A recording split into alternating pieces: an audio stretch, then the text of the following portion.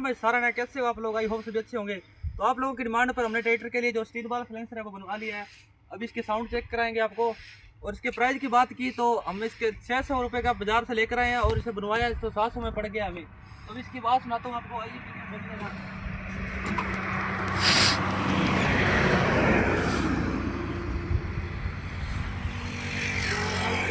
Start. और आपको आवाज सुनाता हूँ, साउंड चेक कर लेना।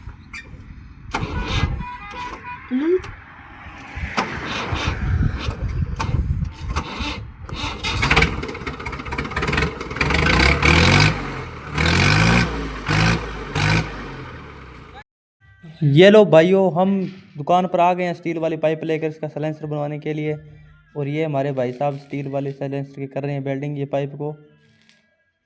और वीडियो में बने रहना। और ये लो भाइयों, अपने भाई साहब लगे हुए हैं इसको वेल्डिंग करने के लिए।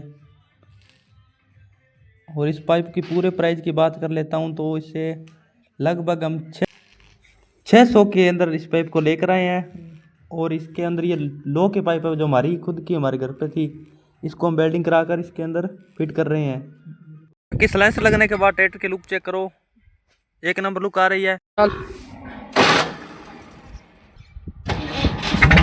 चलते हैं ट्रैक्टर को रोड पर और रोड पे ट्रैक्टर की साउंड चेक कराते हैं। ब्लॉग में बने रहना।